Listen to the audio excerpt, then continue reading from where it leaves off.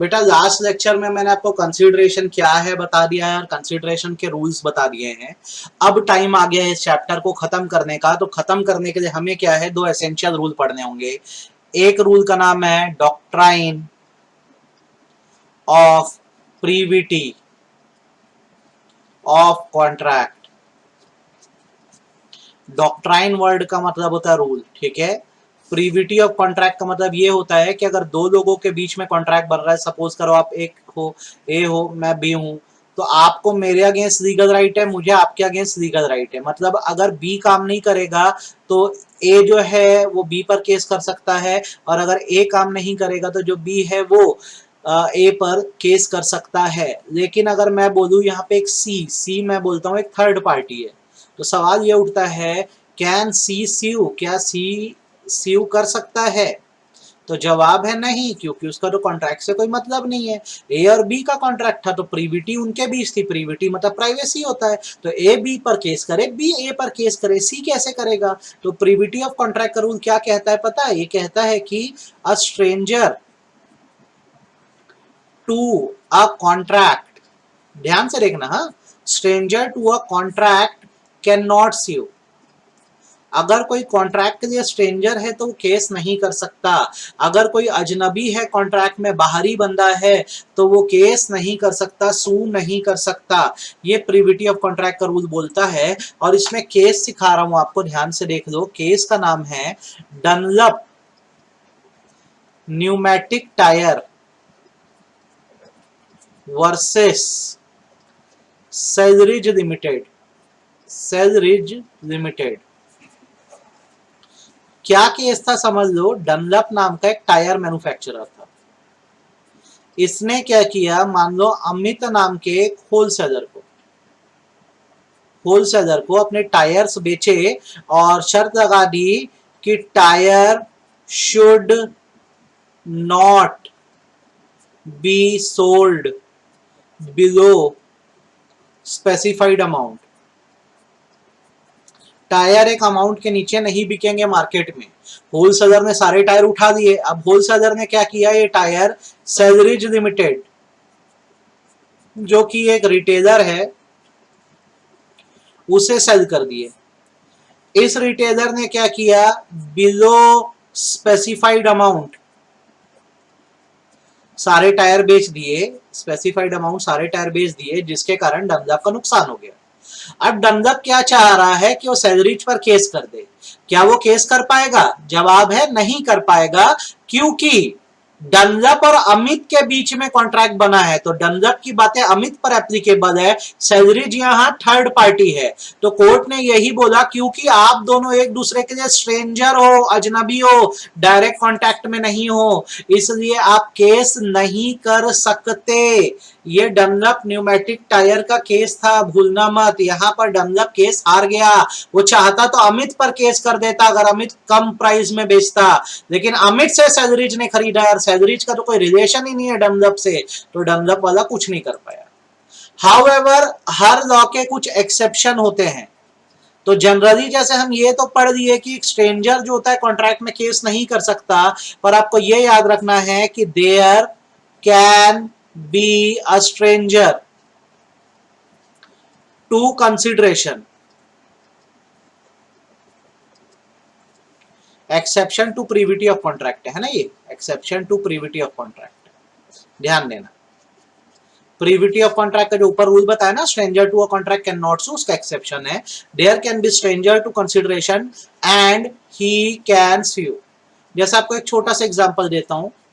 यहां पर अमित है, यहां पर अजय है, इनके बीच एक कॉन्ट्रैक्ट बना है, लेकिन कॉन्ट्रैक्ट में जो मनी इन्वॉल्व है वो आशा का है।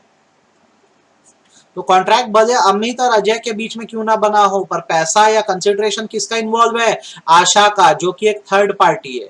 अब क्योंकि ये कॉन्ट्रैक्ट में स्ट्रेंजर तो है, पर क्योंकि इसका कंसिडरेशन जुड़ा हुआ है या पैसा जुड़ा हुआ है, तो आशा अपनी रिकवरी के लिए जो है वो केस कर सकती है।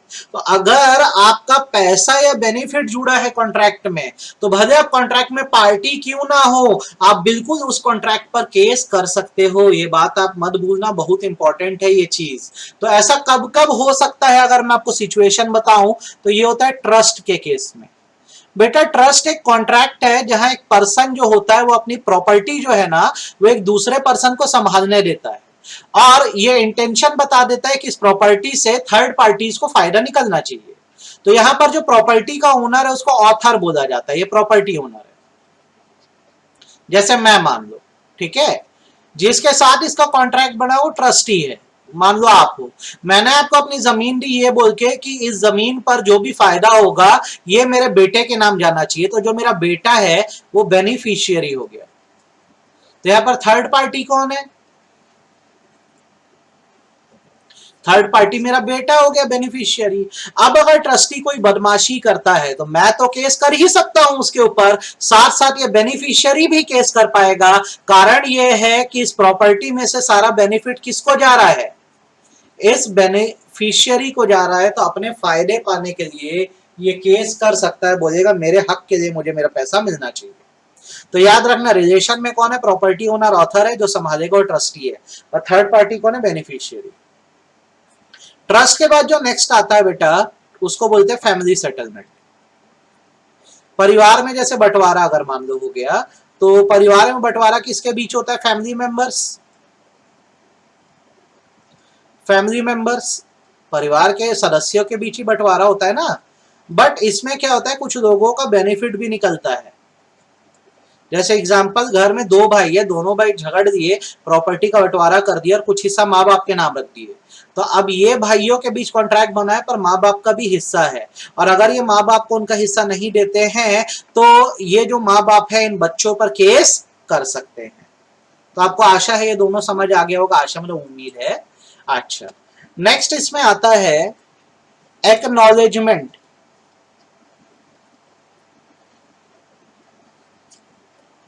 Of liability. सपोज करो मेरा नाम जमशेद है, आपका नाम जो है मानसी है, ठीक है। मानसी ने क्या है, मुझसे कुछ पैसे उधार लिए हैं, ठीक है, मुझसे कुछ पैसे उधार दिए हैं। तो मैं कौन हो गया? क्रेडिटर हो गया। उधार दिए है ना, मानसी कौन हो गई? डेटर हो गई, मेरे पैसे चुकाएगी। अब मैं मानसी से पैसे मांग रहा हूं, पर मानसी का ये है कि वो खुद नहीं आ सकती, किसी और से पैसा भिजवाना चाहती है। तो मानसी क्या करती है, ये पैसे जो है अक्षय से भिजवाती है। अक्षय ये पैसों को एक्सेप्ट करता है, ये पैसे मुझ तक पहुंचाएगा, जमशेद तक ये पहुंचाएगा। तो मानसी कौन है? यहाँ पे डेटर है। अक्षय उसके बिहाफ में पैसा लेकर आ रहा है, तो अक्षय कौन हो गया? डेटर्स एजेंट हो गया। और मैं कौन हूं? क्रेडिटर हूं। तो अब अगर अक्षय मुझ तक पैसे नहीं पहुंचाता है तो क्या मैं इनके कॉन्ट्रैक्ट पे केस कर सकता हूं कि नहीं? बिल्कुल। तो एक्नॉलेजमेंट की बात कहां से आई? यहां पर अक्षय ने लाइबिलिटी एक्सेप्ट करी है, एक्सेप्टेंस ऑफ लाइबिलिटी किया है। जब उसने पैसा एक्सेप्ट किया मानसी से मुझ तक पहुंचाने के लिए, तो उसने लाइबिलिटी एक्नॉलेज कर दी है कि हाँ पैसे मेरे पास है, मैं जमशेद सर तक भिजवाऊंगा। अब मानसी और अक्षय के बीच कॉन्ट्रैक्ट बन गया है, और अगर ये पैसे नहीं भिजवाते हैं तो मैं इन पर केस डाल सकता हूं। Again I am a third party, क्योंकि पैसा मेरा ही है तो मैं केस डालूंगा। नेक्स्ट आता है असाइनमेंट का कंसेप्ट। ठीक, अगेन असाइनमेंट का मतलब मैं बता दूं, असाइनमेंट भी जो है वो लाइबिलिटी का है। असाइनमेंट मतलब होता है ट्रांसफर। एग्जाम्पल देते हैं, ध्यान से देखो, अच्छे से सीखो। मैंने मानसी को 1 लाख रुपए दिया है। कितना दिया है? 1 लाख रुपीज। 1 लाख रुपीज मैंने मानसी को दिया है, ठीक है। तो मैं हो गया क्रेडिटर, मैंने पैसा दिया है। मानसी कौन हो गई? डेटर हो गई, ठीक है। अब हो क्या रहा है बेसिकली कि मैं मानसी से पैसे डिमांड कर रहा हूं। तो मानसी के सभी पैसे हैं नहीं, लेकिन उसको याद आता है कि मानसी ने कभी साक्षी को 1 लाख दिए थे। तो वो क्या करती है, साक्षी को कॉल करके बोलती है तुम 1 लाख अभी लौटा पाओगी क्या? साक्षी बोलती है हाँ मैं लौटा दूंगी। तो मानसी बोलती है कि काम करो ना, आप मेरे को मत दो, आप ये पैसे जाके किसको दे दो, जमशेद सर को दे दो। तो अगर साक्षी हाँ बोल देती है तो ये माना जाएगा मानसी जो है वो असाइनर हो गई। मानसी की डेप्थ थी 1 लाख की, उसने डेप्थ किसको असाइन कर दी, उसने डेप्थ साक्षी को असाइन कर दी और बोला कि जाओ क्या करो, जमशेद सर को तुम पैसे देकर आ जाओ।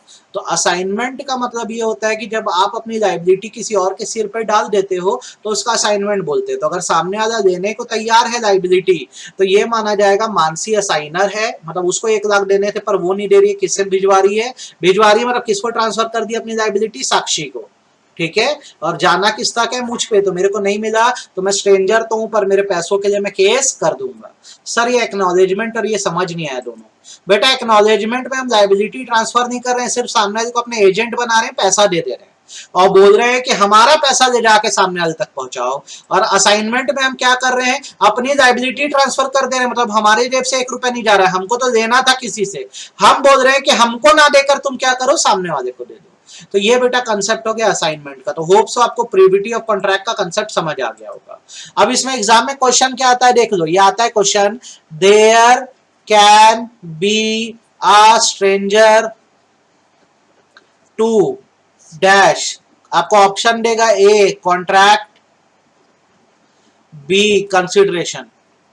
तो आप याद रखना अहमियत कब है स्ट्रेंजर की, जब वो कंसिडरेशन के लिए स्ट्रेंजर हो तभी तो केस कर सकता है। तो answer is there can be a stranger to consideration. ठीक है, दूसरा स्टार, अ स्ट्रेंजर